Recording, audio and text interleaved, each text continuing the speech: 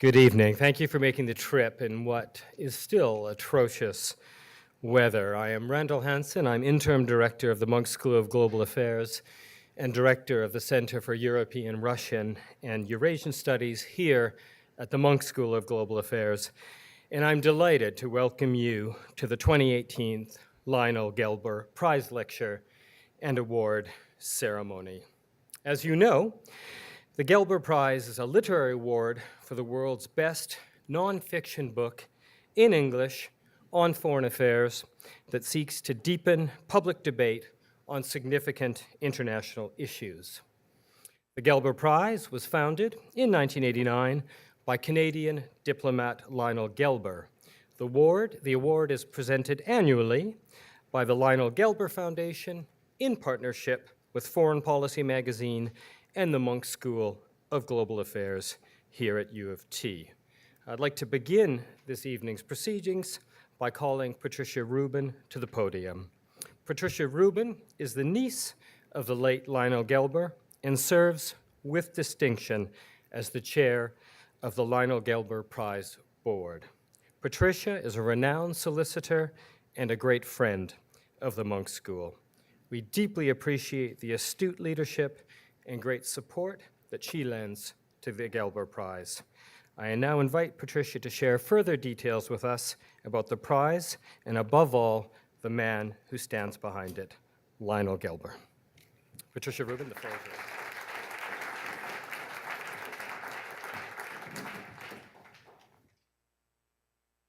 yours. Good evening, and thank you for joining us this evening.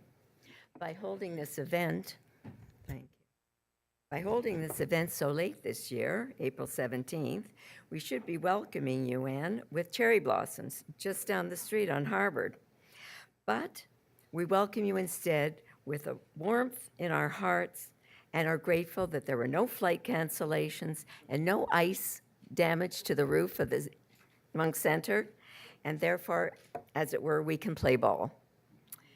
I know that we're in for a treat when we hear Anne Applebaum, the 2018 Lionel Gelber Prize winner, discuss her book, Red Famine, Stalin's War on Ukraine, which describes in great detail the shocking and sad period in history that few, other than the perpetrators and the victims, knew about at the time, and many wish to disremember afterwards.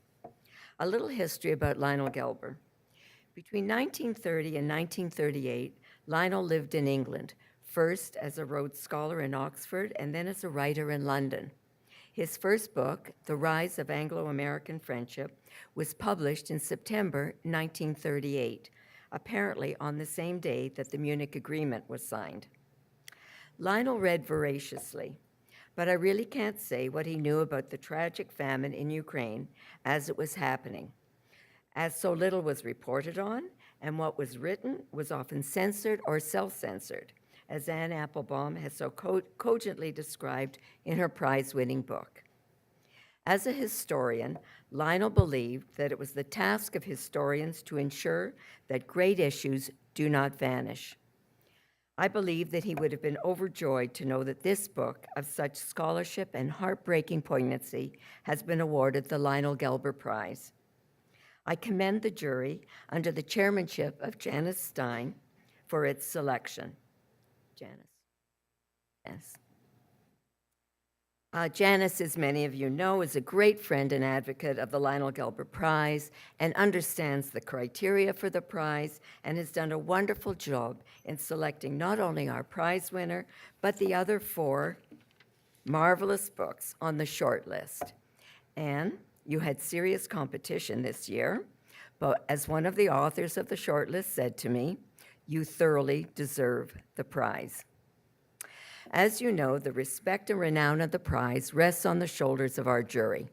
And I wish to thank Professor Randall Hansen, the interim director of the Munk School of Global Affairs, for his wise selection of the international jury, about which he will speak.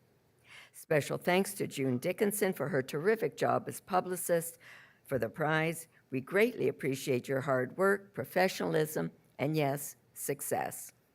I would like to extend my thanks to Randall and his colleagues at the Munk School for their administration of the prize and for their assistance to the prize board.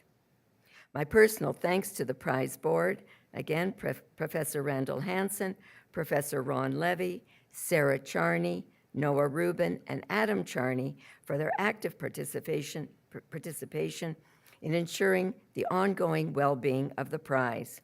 Thank you, and I wish you a most interesting evening.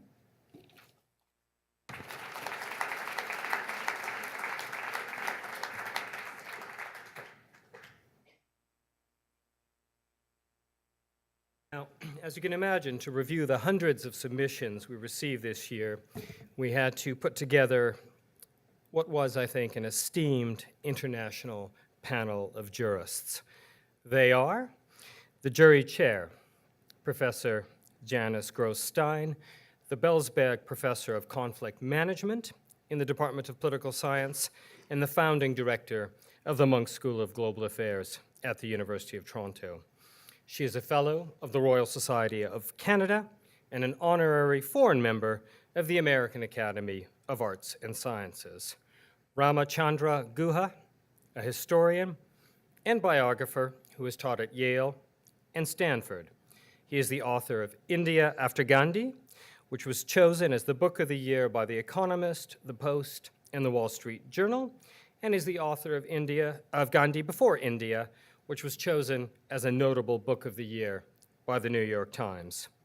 Desmond King, the Andrew Mellon Chair of American Government at the University of Oxford. He is an honorary foreign member at the American Academy of Arts and Sciences, a Fellow of the British Academy, a member of the Royal Irish Academy, and a Fellow of the Royal Historical Society. David M. Malone, an author and Canadian diplomat. He is rector of the United Nations University in Tokyo, a former Canadian representative to the UN Economic and Social Council, our ambassador to the United Nations, and a former High Commissioner of Canada to India. Finally, Jeanette Money, Associate Professor of Political Science at UC Davis, a scholar of comparative politics and IR. She is producing a major report on nationality for the Geneva-based International Organization for Migration. Now, let me invite the jury chair, my colleague and my friend, Janice Stein, to tell you more about the work of the jury.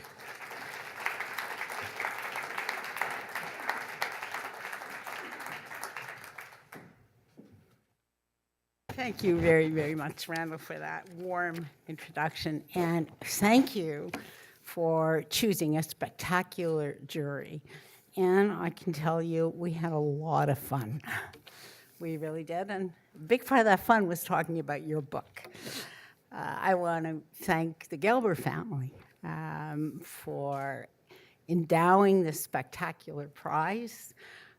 We don't have enough prizes for great books. I think everyone in this room would agree with that sentiment. And the Gelber family has been a leader and a stalwart in supporting great writing in nonfiction about world issues. There is no prize really closer to my heart than this one. Now, we had a wonderful time, and let me tell you just a little bit briefly about the other 4 books that are on the short list before we come to the treat of the evening, which is Anne. The first one by Lawrence Friedman. And those of you who read at all, who have any interest in the history of war, this is the preeminent historian of war in our times. And he has written yet another gem, The Future of War, which is a wonderful book, really a wonderful book, because it's not a military history of war. It actually is a marvelous read. It tells us how intellectuals, chattering classes, novelists, filmmakers have thought about war during different periods. It's a cultural history of war, a cinematic history of war. And for those of you who haven't read it, I recommend it. It is a superb contribution, really, in a totally atypical way to our understanding of the culture and the society in which war takes place. Now, Laurie was the one, Anne, who said you deserve to win this prize. So it shows you what kind of person he is. The second book, Asia's Reckoning, China, Japan, and the Fate of US Power in the Pacific Century, deals with, of course, the big issue of our time, the contemporary global security and economic relations in the Asia-Pacific. This is an important and unusual take because it looks at the relationship between Japan and China, a relationship that does not get nearly enough attention. It goes beyond Trump and Xi Jinping, thank goodness, and does a literate dive into the troubled history between these two great powers. And for anyone interested in this part of the world, and everyone in this room is interested in this part of the world, it is another must-read on your reading list. We get to the third one by Una Hathaway and Scott Shapiro, two international legal scholars who wrote really the sleeper book, I think, in this list, if you're looking for a sleeper book. It's The Internationalists, and just think about the title for a minute, how a radical plan to outlaw war remade the world. Now, you might have a little trouble with that for any of you who see any war in the world today, but they make a cogent argument. They do a wonderful, almost novelistic reconstruction of the Kellogg-Briand Pact in 1928, the visionaries, these optimists, who were irrational optimists in many ways, otherwise they never would have been able to do what they did, promoted international law and outlawed war at the time. This is a wonderful intellectual history of international law. And the fact that war is still here should not spoil our enjoyment of this book in any way. Patricia Rubin said to me on the way in, how much fun was that book? And I agree with you. The fourth book is by Graham Allison, I think a name known to many of you, one of our most distinguished political scientists, the one-time dean of the Kennedy School at Harvard. And Graham is driven by its fear of war, and war figures in every one of these books, as you notice. And he wrote Destined for War, Can America and China Escape Thucydides' Trap? And Thucydides' Trap is, of course, when new powers rise and old cranky powers decline, they go to war to prevent the rise of the new powers. And he ransacks history.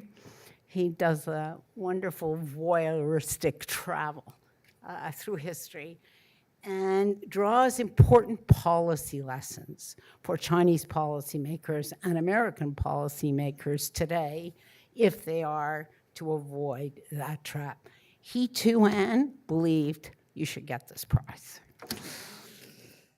We had great conversations with all the writers. Last but not least, I come to Anne Applebaum's magisterial book, Red Famine, Stalin's War on Ukraine. Anne has written a gripping story of the famine the Soviet Union's leadership induced in Ukraine, and I think that's an appropriate word, Anne. It's beautifully written, but it also speaks, it is a history, work of history, obviously, but it is a work of history that speaks in very deep ways to contemporary issues. Famines, both at the time of the terrible famine in Ukraine and today, are never the result only of natural causes. They are always the result of political choices that leaders make. And Anne demonstrates this just brilliantly in her book. It is, I can only say, a magnificent book about a globally important issue that everyone should read, and it was the unanimous choice of the jury. Thank you for this wonderful book, Anne.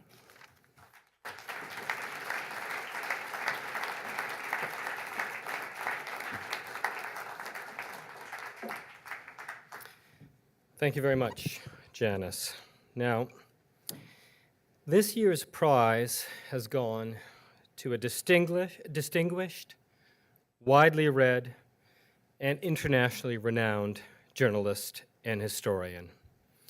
She is a columnist for the Washington Post, a professor of practice at the London School of Economics, and a contributor to the New York Review of Books.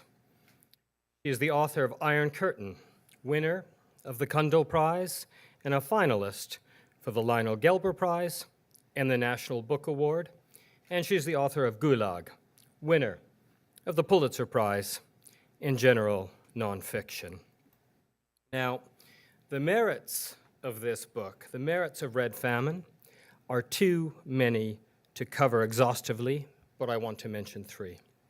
The first is the strength of evidence and the range of sources, meticulously gathered and analyzed with measure in their original languages. The second is the clarity and strength of her writing. It's not an easy subject about which to read, but her writing carries you through it.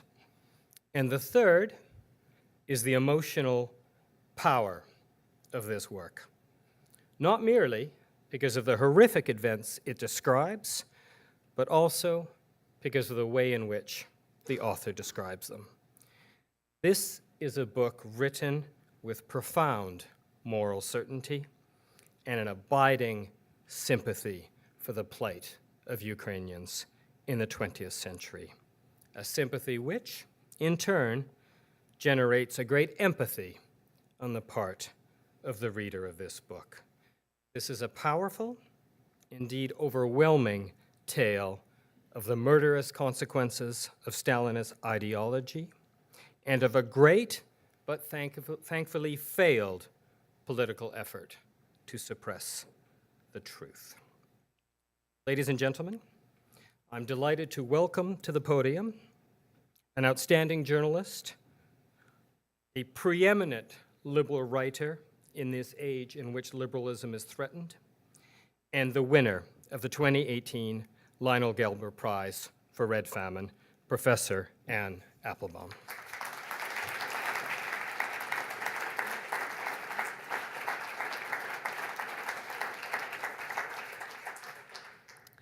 Thank you. I'm more than delighted to be here.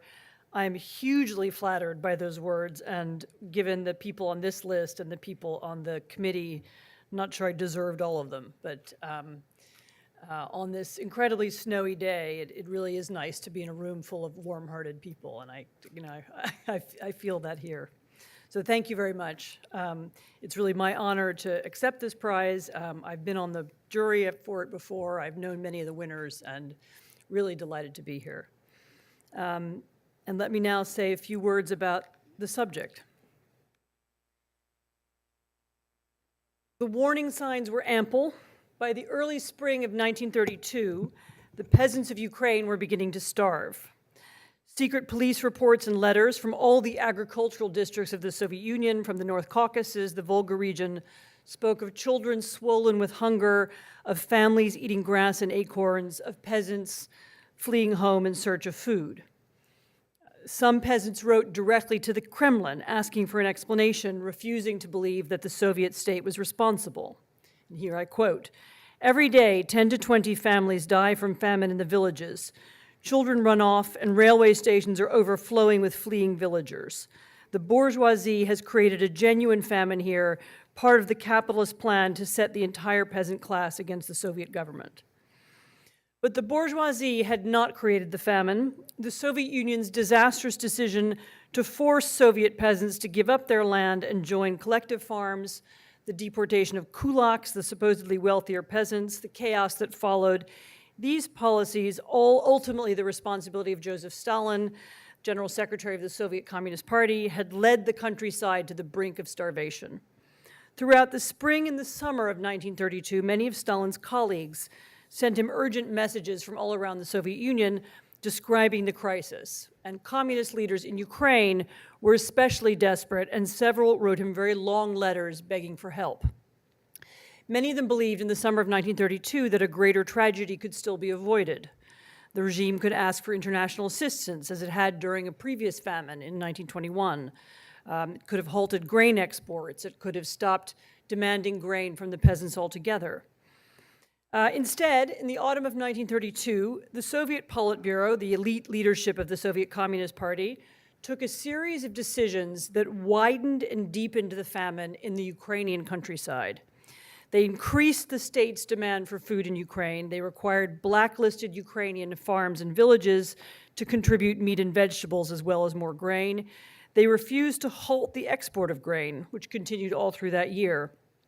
They prohibited Ukrainian peasants from traveling to Russia in search of food. They blocked the roads between the villages and the cities.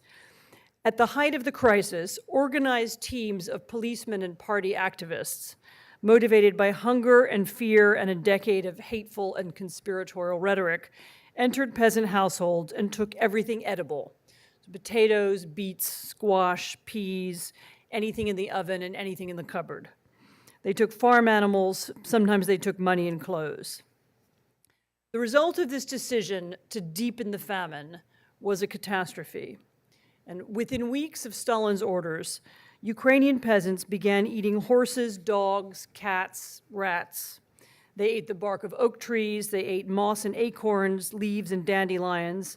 They killed crows and pigeons and sparrows. Nadia Lutishin remembered that frogs didn't last long. People caught them all. All the cats were eaten, the pigeons. People ate everything. I imagined the scent of delicious food as we ate weed and beets. Some people survived because they'd managed to hold on to a cow or because they had a cousin or a friend in the bureaucracy. Some slipped around the roadblocks and escaped. Some survived because the Soviet state, spotting another opportunity to exploit the famine, suddenly expanded its network of hard currency shops where peasants could trade gold and silver for food. People brought their wedding rings, their jewelry, their heirloom watches, their Tsarist-era gold coins and medals to the shops, things that connected them to their family and to their past. At their peak in 1933, there were 1,500 of these shops in Ukraine, and they briefly became an important factor in Soviet international trade. For silver and gold, my mother received porridge, potatoes, or flour, one woman remembered. All those products she mixed with different grasses and she gave us to eat once a day. In that way, we survived. As they grew hungry, many people went mad. Law-abiding people began stealing food. Previously peaceful neighbors turned on one another, became thieves, and then eventually lynched the thieves. Famously, there were instances of cannibalism. Police reported the incidents, but there was no greater reaction. As a result of the collection of the confiscations in the winter of 1932 and 33, death rates spiked that spring. Ukrainian peasants died in their homes and in their yards, leaving their villages spookily empty. They traveled to the railways trying to get out, and they died in the stations. They tried to work and died in the fields. They died in such large numbers that there was often nobody to bury them. But the famine was only half the story, because while the peasants were dying in the countryside, the Soviet secret police, the same people who were organizing the famine, simultaneously launched an attack on the Ukrainian intellectual and political elite. As the famine spread, a campaign of slander and repression was launched against Ukrainian intellectuals, professors, museum curators, writers, artists, priests, theologians, public officials, and bureaucrats. Anybody connected to the short-lived Ukrainian Republic, which had existed for a few months in 1917, anybody who had promoted the Ukrainian language or Ukrainian history, anybody with an independent literary or artistic career was liable to be publicly vilified or jailed or sent to a labor camp or executed. Unable to watch what was happening, Mykola Skripnik, one of the best-known leaders of the Ukrainian Communist Party, committed suicide. In the wake of that that attack on the elite. Thousands of Ukrainian churches were physically destroyed, along with historical buildings and monuments in Kiev. Books were banned, art was confiscated, even Ukrainian dictionaries were altered. A letter was dropped from the alphabet in order to make the language seem closer to Russian. Taken together, these two policies, the Holodomor, the famine in the winter and spring of 1933, and the repression of the Ukrainian intellectual and political class in the months that followed, brought about the Sovietization of Ukraine, the destruction of the Ukrainian national idea, and the neutering of any Ukrainian challenge to Soviet unity. Now, Rafał Lemkin, the Polish Jewish lawyer who invented the word genocide, spoke of Stalin's assault on Ukraine as the classic example of his concept. He wrote, "It's a case of genocide, of destruction, not of individuals only, but of a culture and of a nation." But why? Why did Stalin do it? And why did so many people go along with his decision? And so to understand the origin of the Bolshevik animus against Ukraine, it's important to go back a little bit in time. After all, when Stalin was thinking about Ukraine in the early 1930s, he was not dealing with a new problem. In this story, as in so many others, the event makes no sense unless you understand the prehistory. Because for the Bolsheviks, the problem of Ukraine did not begin in 1932. It began in 1917. And this was the year not of one revolution, but of several. In Moscow, of course, there were two. There was a street revolution in February, and there was a Bolshevik coup d'etat in October. But in Kiev, there was a third revolution. It was spearheaded by a group of intellectuals, led, as I'm glad to say, by historian Mikhailo Hrushevsky. And from the first moment they appeared, the Bolsheviks sought to undermine them. Why? Because the Ukrainian national leadership was revolutionary, but it was not Bolshevik. Their economic plan was very radical. It included the demand for compulsory redistribution of land. Ukraine, remember, was largely a peasant nation, and most Ukrainian speakers were peasants, and the revolution was carried out in their name. Their politics was radical too. As Imperial Russia collapsed, Ukraine's leaders demanded to be part of the spring of nations that blossomed across the region. If you remember, right after World War I, Poland, Czechoslovakia, the Baltic states, and many other new countries would all gain statehood and international recognition, and Ukraine wanted to join them. But these desires ran immediately counter to the Bolsheviks' priorities and even counter to their understanding of the world. As men educated in the Russian Empire, they had difficulty imagining a sovereign Ukraine. For them, the territory of Ukraine, which was long a Russian imperial colony, was a region they knew as South Russia. As Marxists, they had mixed feelings about peasants, whose revolutionary credentials they doubted. And as revolutionaries who knew that the Tsar had been toppled by bread riots, they had no mixed feelings at all about the loss of access to Ukrainian grain. For God's sake, Lenin wrote to his comrades in Ukraine in January 1918, use all energy and all revolutionary measures to send grain, and more grain. Otherwise, Petrograd may starve to death. Use special trains, special detachments, collect and store, escort the trains, inform us every day. And nobody was more sensitive to this call than Stalin, who was, at that time, as not everybody remembers, directly responsible for Bolshevik policy in Ukraine. As the People's Commissar of Nationalities in the first Bolshevik government, he not only denounced the Ukrainian Declaration of Sovereignty in 1917, he followed up with what we would now call active measures, so psychological games intended to destabilize the Ukrainian government. In a number of cities, local Bolsheviks tried to establish so-called independent Soviet republics, tiny Moscow-backed mini-states, which were, of course, not independent at all. And if that sounds familiar, then it should. In Kiev, they tried to carry out a coup d'etat. In Kharkiv, they sought to create a rival Ukrainian government. Eventually, they were victorious, but the result of their efforts in 1919 was a massive and very violent peasant rebellion, probably the largest ever to take place in Europe. Participants had many different leaders, but they were united in their overwhelming hostility to the Bolsheviks, to the grain requisitions which they were then carrying out, and to their repressive system. An observer who visited Ukraine on a Red Cross mission at the time paraphrased Ukrainian thinking like this. A special peasant phraseology was formed. We are Bolsheviks, they would say, but not communists. The Bolsheviks gave us land while the communists take away our grain. Down with the commune, long live the Bolsheviks. And so confused was the terminology at the time that those sentences could easily have been written the other way around, down with the Bolsheviks, long live the communists. But the point was clear. The Ukrainian peasants had wanted one form of revolution, but they had got something else altogether. The rebellion destabilized everything: the Bolsheviks, the Ukrainians, the economy, and Ukraine collapsed into chaos. In the course of 1919, Kiev was occupied no fewer than a dozen times. At the height of the anarchy, white Imperial Russian forces crossed Ukraine and nearly reached Moscow. And for a brief and terrifying moment, in the autumn of 1919, the Bolsheviks were frightened. Suddenly it seemed as if the Bolshevik state would fall. This close call was long remembered at the highest levels of the Soviet regime, and the cruel lesson of 1919 was often debated and discussed for years after. It actually led to milder policies in Ukraine in the 1920s. But fear of another rebellion was never far away.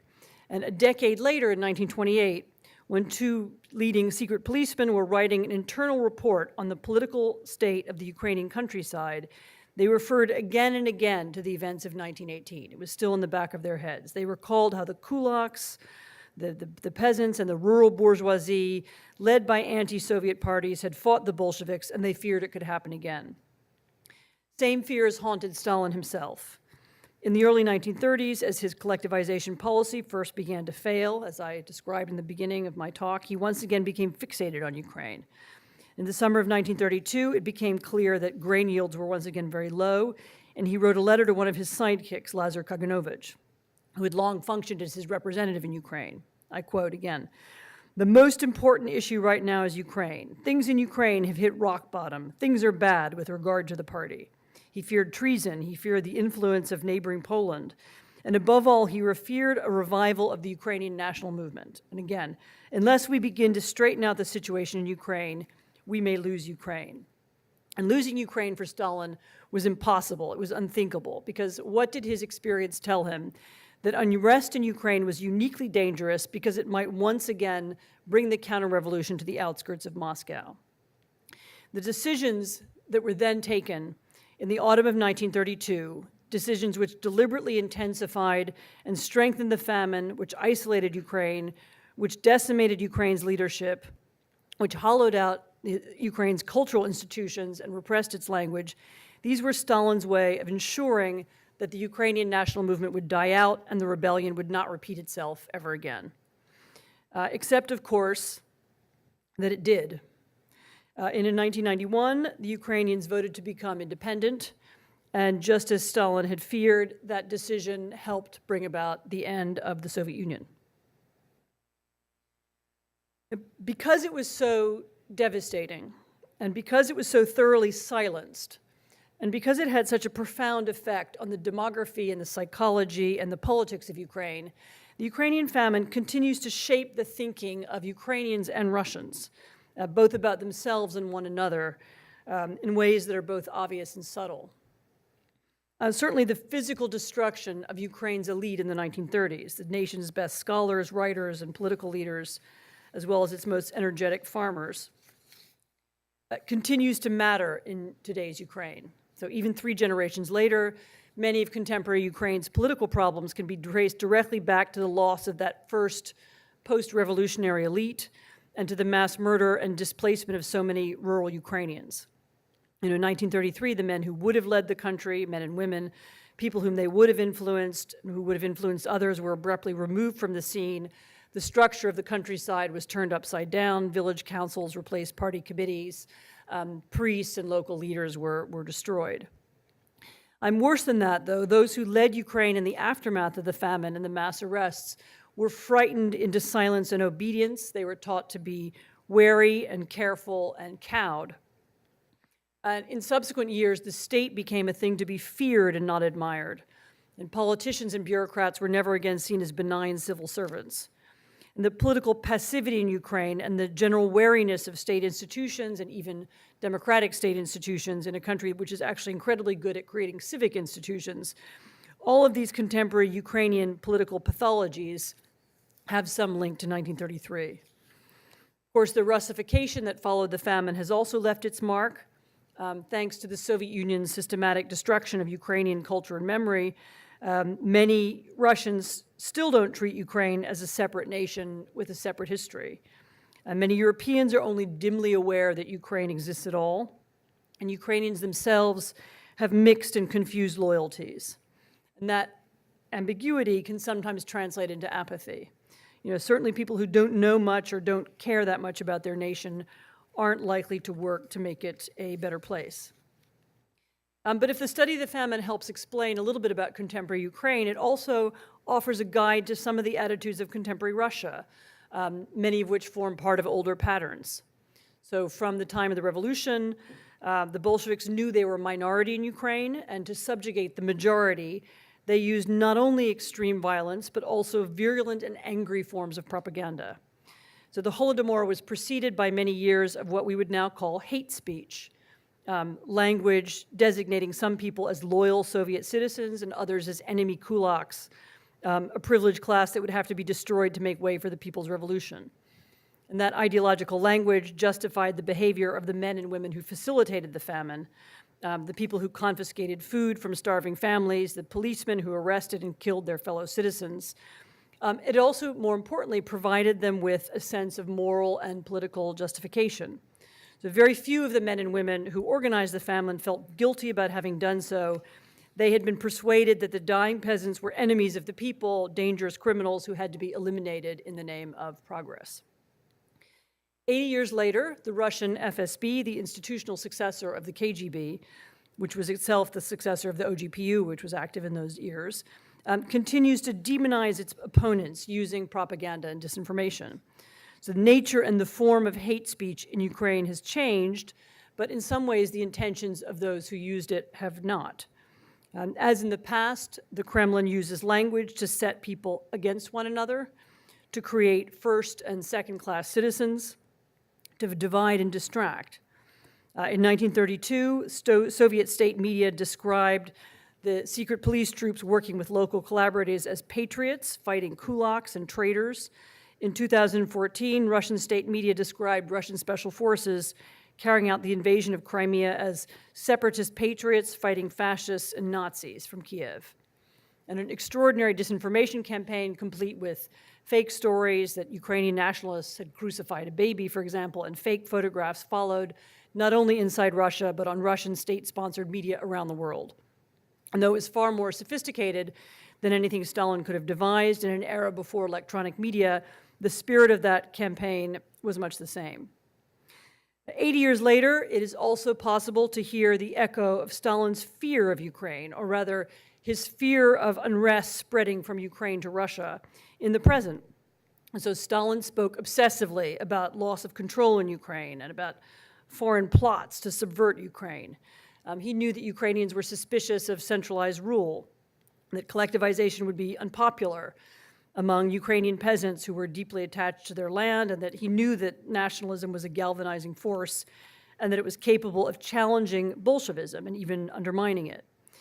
He knew that a sovereign Ukraine could thwart the Soviet project, not only by depriving the Soviet Union of its grain, but also by robbing it of legitimacy. Ukraine had been a Russian colony for centuries. Ukrainian and Russian culture were closely linked. The languages were related. If Ukraine rejected Soviet ideology and the Soviet system, that rejection could cast doubt on the whole Soviet project, which, as I've said, in 1991, it really did. Russia's current leadership knows this same history. As in 1932, when Stalin told Kaganovich that losing Ukraine was his greatest worry, the current Russian government also believes that a sovereign, democratic, stable Ukraine, Ukraine which is linked to Europe, by culture and trade, would be a threat to the interests of Russia.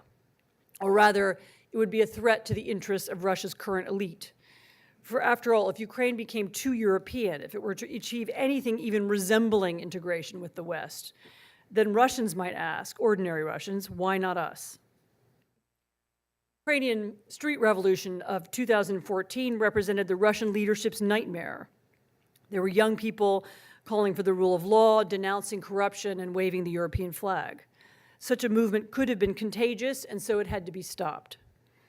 Today's Russian government once again uses disinformation, corruption, and military force to undermine Ukrainian sovereignty. And once again, it's useful at home as well. Just as in 1932, this constant talk of war and enemies in Ukraine remains useful to Russian leaders who need to explain stagnant living standards or justify their own privileges and power. But history offers hope as well as tragedy. And I'll repeat again, in the end, the famine failed. Ukraine was not destroyed. The Ukrainian language did not disappear. The desire for independence did not disappear either. And more importantly, neither did the desire for democracy or for a more just society, or anyway, for a Ukrainian state which truly represents Ukrainians. The history of the famine is a tragedy, and it has no happy ending. But the history of Ukraine is not a tragedy. Millions of people were murdered, but the nation remains on the map.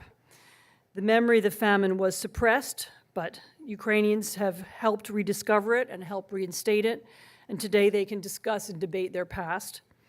The years of terror did leave their mark, but all the wounds are still there. Millions of Ukrainians can, and all of us can, for the first time since 1933, finally begin to work on healing them. Thank you very much.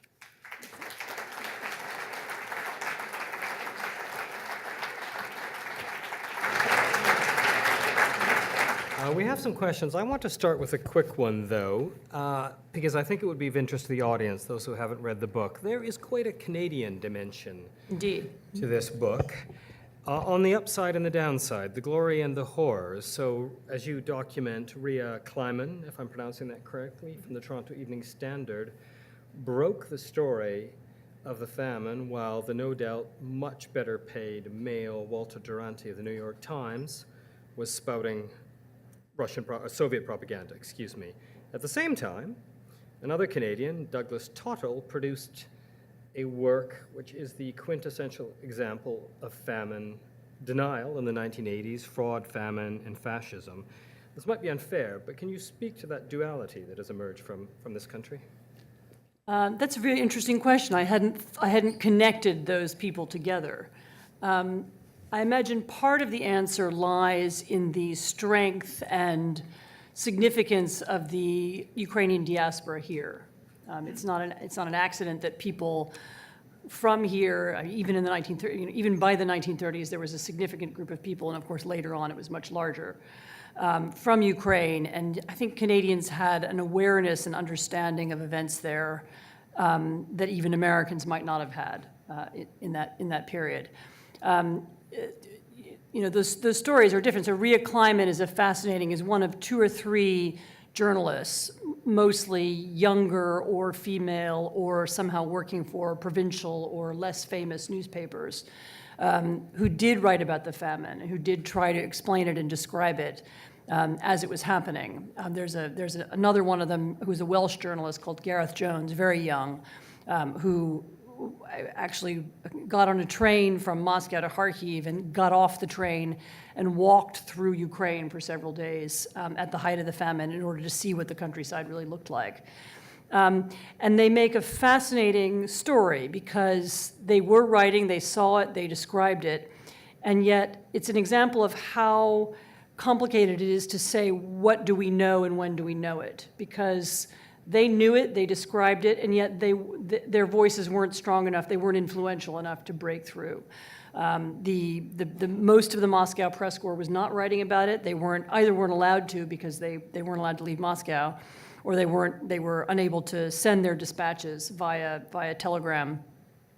But also because in the case of the most famous Moscow correspondent of his time, Walter Duranty, they deliberately put down, patronized, dismissed these reports as unserious. And of course, the more famous and more renowned journalist won the argument in those days, and the less famous Rhea Kleiman, the Canadian journalist, and the Welsh journalist lost the argument.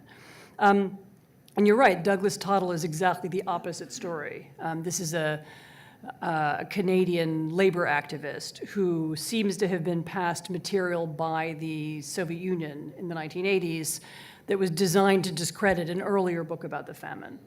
And he put together a book called Fraud, Famine, and Fascism, which essentially said this story about famine has been invented by the Nazis. And that's a one-sentence sum up of a longish book.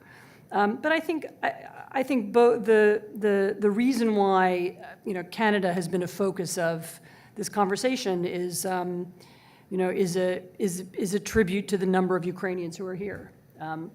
I should say there's another Canadian aspect to the book, which is in these quarrels over how it would be remembered, whether it would be remembered. As we've said at the time, it was very heavily repressed by Stalin. The Soviet Union continued to go on trying to deny it.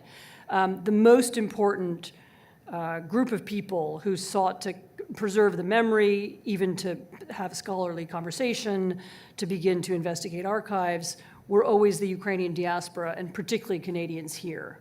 North American Ukrainians helped to fund the Harvard Ukrainian Institute, which was one of the bodies that has gone on studying the famine even in the years when it was unfashionable, and have also helped to fund a number of Canadian universities which have done the same. So it's really a kind of, you're right, there's a strong Canadian connection, both to, not so much to the famine itself, but to the way the story was told. It was Canadians, a lot of Canadians who pushed for it to be told and who were responsible for ensuring that the memory was preserved and that documents were preserved. And one of those is Petro Yatsik, who funds the Petro Yatsik program for the study of Ukraine here at the Monk School. So I'll combine a couple of questions here. When did you first become aware of the Ukrainian famine, and why did you decide to write a book out it? And this is intellectual history. And then jumping ahead, where should Holodomor studies go from now? Why is education, well, this is easy, but why is education about the famine, the genocide, important? I can't remember when I first heard of the Ukrainian famine. I read Robert Conquest's book probably in the 1980s, not that long after it came out.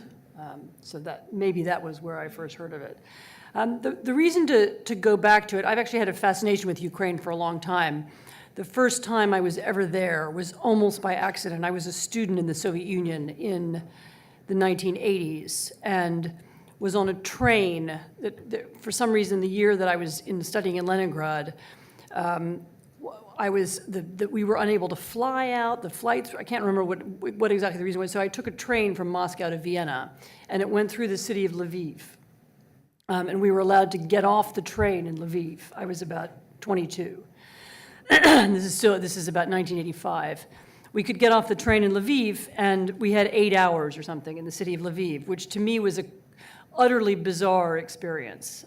It was a Soviet city, but it looked like a Viennese city or a Polish city, and it had a fantastic cemetery with tombstones in multiple languages, and it was a startling and absorbing place. And I went back there as soon as I could, actually, in 1990 as a journalist. And that, of course, is the most important city in Western Ukraine, and that sparked an interest in Ukraine that I've had ever since.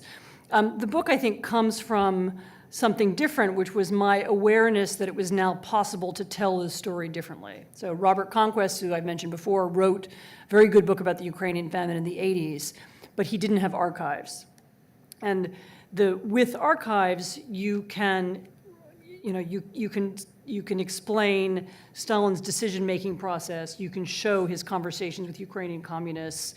You can show Ukrainian police reports. You can tell simply the story has a different weight and you can speak about it differently. And that was the reason to do it. I mean, a lot of people have asked me if I wrote the book, as a result of the invasion of Ukraine in 2014. And I have to say the invasion was both fortunate and unfortunate. I mean, the answer is no. I started it a couple of years before that. When the invasion happened, I was so distracted by the invasion and by the political ramifications in my journalism, and I spent probably a year not writing the book. So I was unable to write my book about Ukraine because I was so busy with Ukraine, and it was. I'm a little sorry it didn't come out earlier, which it might have done. Anyway, never mind. But that was the origin of it. Okay, thank you. The next question's on intentionality. Stephen Kotkin in Stalin, Volume 2, says the famine was not intentional. Could you comment on this conclusion? So I know that Stephen Kotkin came to that conclusion, and I've actually avoided having an argument with him about it so far, although I have seen him since then. I think that I don't think he's read the material. If you're a Soviet historian and your interest, as his is, in Stalin and Stalin's way of thinking, and he's now written the second volume of a many thousand page biography of Stalin. The first, I don't know how long the second volume is. The first volume was 1,000 words, and it only went up to 1928. If that's your interest and your focus is on, Moscow, Berlin, centers of power, and you're looking at the world from the point of view of Moscow, then events in Kiev simply might seem less important or significant to you. I mean, he has a chapter on collectivization, which is mostly about Stalin, how Stalin used the collectivization argument to rise to power, and it has other aspects to it as well. But I don't think he's tried to see the world from that perspective and he's sort of dismissed the evidence. I hope that he'll read my book and change his mind. Okay, great. So many more. These are, of course, the first question was mine. The rest of these are naturally questions from the audience. Yes, how is the famine perceived by Putin and his entourage? You touched a bit on this talk, and by Russians generally. So I haven't talked to Putin about the famine, but, and actually, off the top of my head, I don't know that he has personally said anything. He may have done, I haven't noticed it. But the Russian state is very dismissive of any discussion of the famine, and particularly of the famine as regards to Ukraine. To the extent that it's mentioned at all, they speak more generally about the wider Soviet famine. Just to explain, there was a wider famine. It was caused by collectivization. It did affect Russia and many of the other Soviet republics. But in the way that we can speak generally of sort of, Nazi atrocities and as a wide category of things, and then more narrowly about the Holocaust, I also think you can speak more widely about the Soviet famine and then more narrowly about what happened in Ukraine. And they have been dismissive of it. They have not wanted to acknowledge it. And I think it's part more generally of a not wanting to acknowledge that Ukraine has a different history from Russia, that it's got a different, it has a different story from Russia. And also, I think it's because the famine, because it was an assault on Ukrainian nationhood, because the Russians perceive Ukrainian nationhood as something negative and as something that challenges their own identity. It remains a taboo subject. Okay, great. This is an author's dream question. What is the dream for the impact of your book? Say that again? What? Oh, in an ideal situation, what would the impact of your book? In your wildest dreams, what would I the see. impact What would of I the like it book? to be? Yeah, exactly. Beyond the Gelber Prize, of course. Beyond the Gelber Prize. That's an I'd never thought about that either. That was an interesting question. These are good questions, one about Canadians and one about that. So my dream would be that it's translated into Russian, as well as Ukrainian. Well, it will be translated into Ukrainian, probably, I think it's being published next month, hopefully. It would be translated into Russian, and it would move Russians to think differently about Ukraine, that it would create a different climate between the two countries, and that it would help Russians understand why Ukrainians see them the way they do, and why there's a sense of difference there. And there's no reason why the national feeling of Russia and the national feeling of Ukraine need to be opposed to one another. You could be a patriot of either country and desire a good relationship, trading relationships. There are so many intermarriages between Russians and Ukrainians. They have an enormous amount in common, enormous amount of history in common. And the tragedy of this opposition, I mean, it is, two very close countries being at war with one another seems to me completely unnecessary. All right, two more questions on Historical issues, contemporary politics.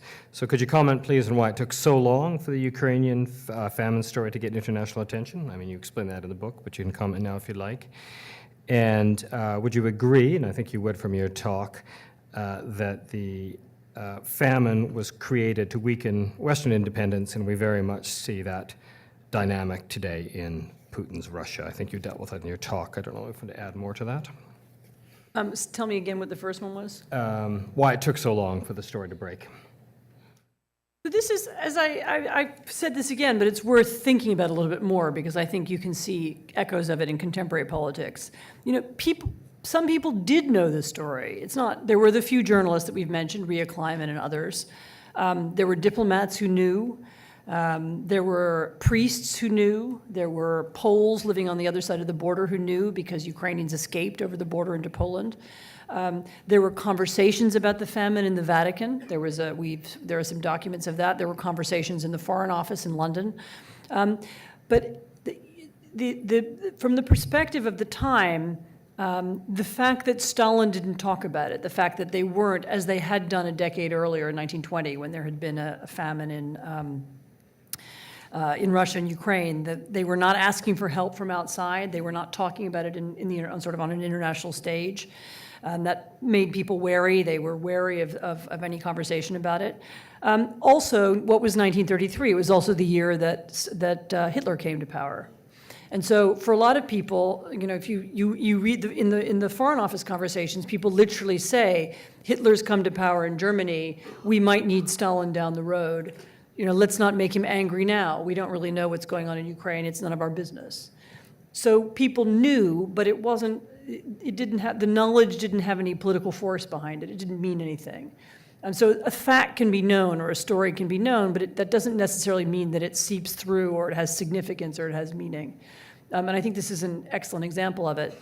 You know, and then there were later on multiple attempts to tell the story. The diaspora spoke about it. You know, it was mentioned. It was vaguely known about in a lot of places. It wasn't the first book about it. I think in English was Bob Conquest's book in the 80s. But you know what really made the difference? You know, the reason why I could write my book was that the Ukrainians themselves, once they were independent, were able to speak for themselves, do research in their own archives, and tell their own story. And it's really the work of Ukrainian historians that makes my book possible, because they've done the groundwork, and really a lot of what I did was pulling together material that they'd collected or they'd written about over the last decade.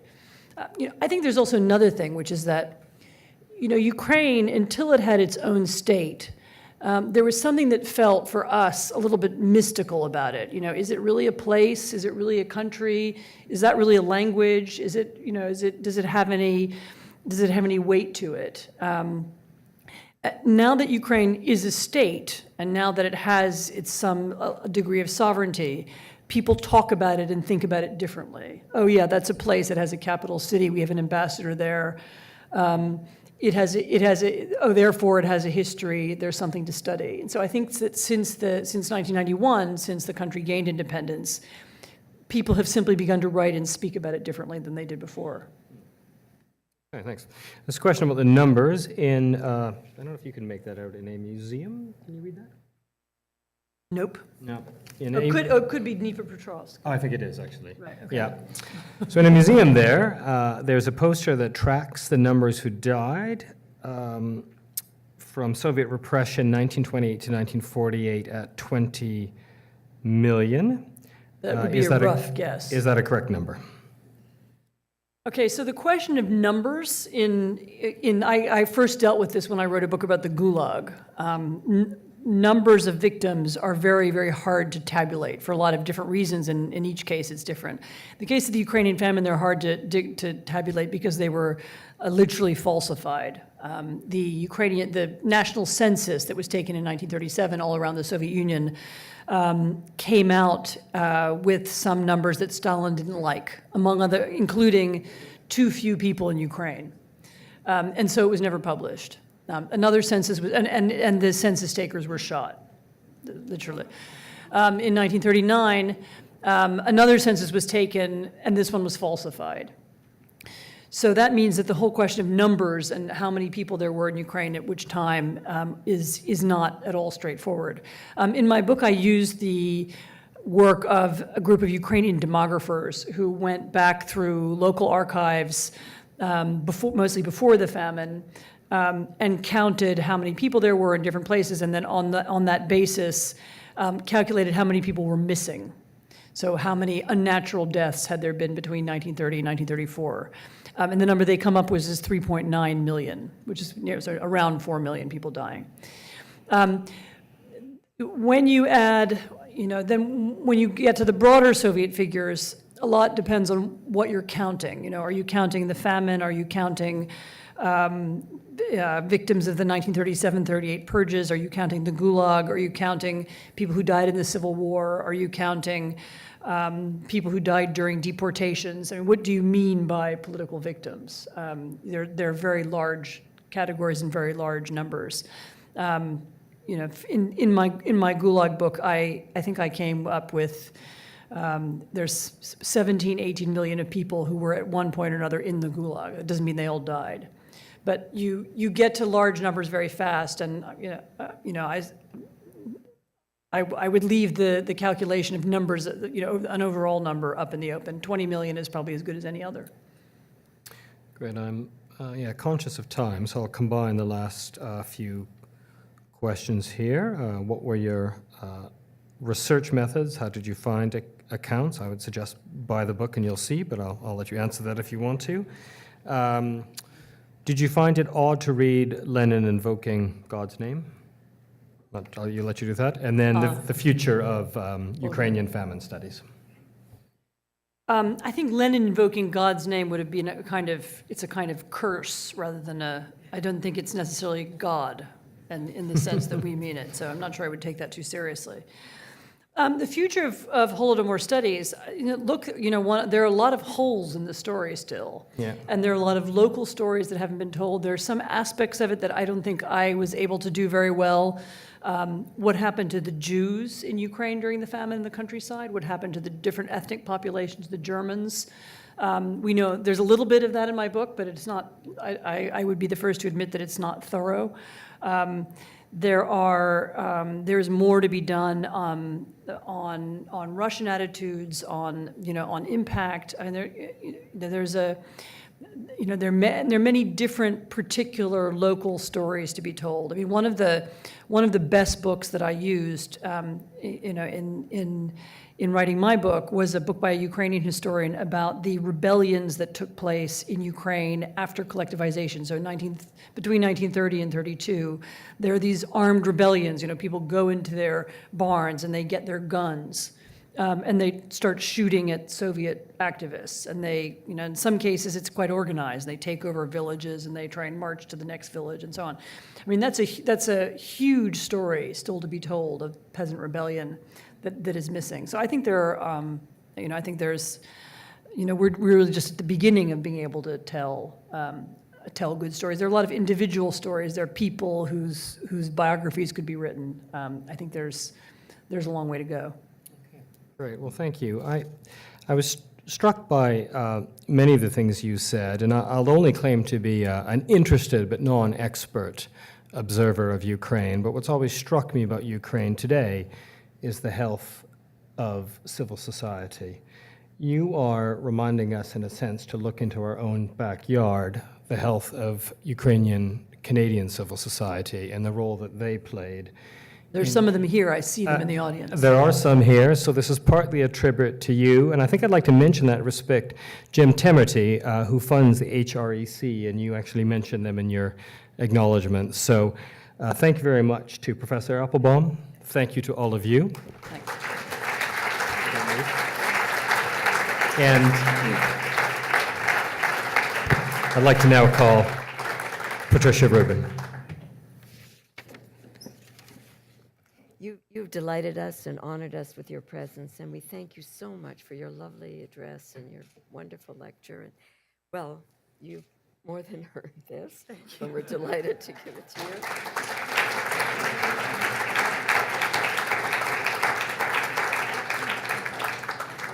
Plaque for the Lionel Gelber Prize.